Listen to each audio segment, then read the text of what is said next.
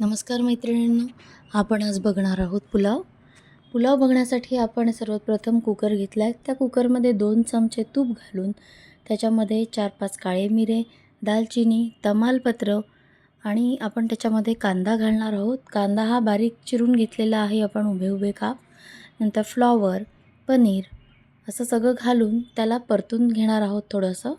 आणि मग त्याच्यामध्ये नंतर आपण 1 वाटी तांदूळ घेतलेला आहे, तो तांदूळ धुवून भिजवून घेतलेला आहे।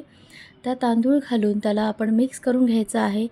नंतर त्याच्यामध्ये 1 वाटी तांदूळाला आपण 1.5 वाटी पाणी घेतलेलं आहे आणि मग त्याच्यामध्ये चवीनुसार मीठ घालून आपण त्याला परत एक छानसं हलवून घेणार आहोत, परतून घेणार आहोत।